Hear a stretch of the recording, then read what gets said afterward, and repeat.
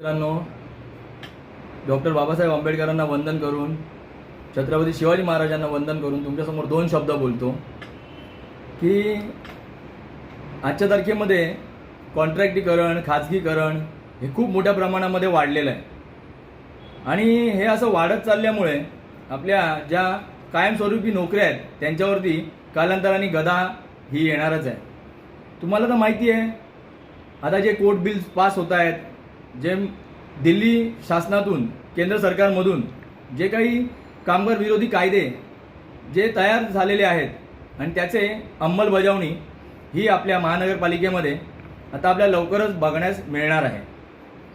तर खाजगीकरण होऊ नये म्हणून आपल्याला काहीतरी ठोस त्याबद्दल निर्णय घेणं गरजेचं आहे. त्यासाठीच महानगरपालिकेतील सर्व संघटनांनी मिळून 17 जून रोजी 2 वाजता आझाद मैदानावरती मोठा एल्गार मोर्चा हा करायचा आहे. तर एल्गार मोर्चा का करायचा आहे? तर आपल्याला खाजगीकरण नको म्हणून आपल्या MLच्या गाड्यांवरती, सेशन्समध्ये जे खाजगीकरण होणार आहे ते रोखण्यासाठी.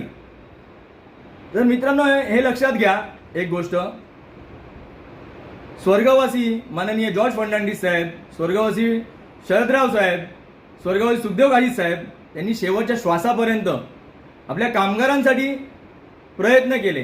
कामगारांचा पगार हा 70 रुपयापासून 70,000पर्यंत नेण्याचा जे मोठं महत्त्वपूर्ण काम होतं, जे TA आहे, DA आहे, प्रत्येक आपले वेतनामध्ये जी आता काही आपल्याला जे बेनिफिट्स भेटतात ते सगळ्यासाठी आपल्या स्वर्गवासी नेत्यांनी आपल्या जीवाचं रान केलं होतं.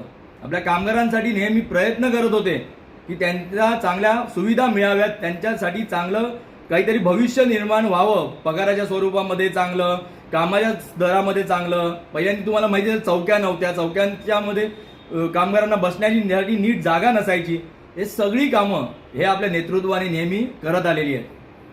तर बघा मित्रांनो, 17 तारखेला मोठ्या प्रमाणामध्ये आझाद मैदानावरती येऊन जी आपली कामगारांची ताकद आहे, युनिटी आहे, ती सर्वांनी दाखवली पाहिजे आणि त्या ताकदीच्या जोरावरतीच, तुमच्या जोरावरतीच आपण या प्रशासनाला, आपण या सर्वांना दाखवून देऊ की कामगारांसाठी खाजगीकरण हे महत्त्वाचं नाही. आम्हाला खाजगीकरण नको आहे. खाजगीकरणाने हा बृहन्मुंबई महानगरपालिकेचं नुकसानच होणार आहे. म्हणून मित्रांनो, माझी तुम्हाला हात जोडून विनंती आहे की आपली ताकद दाखवण्यासाठी 17 जून रोजी सर्वांनी आझाद मैदानावरती या. एवढंच बोलून मी माझे शब्द थांबवतो. माझं नाव स्वप्नील सुखदेव काशीद. जय हिंद, जय महाराष्ट्र, जय भीम.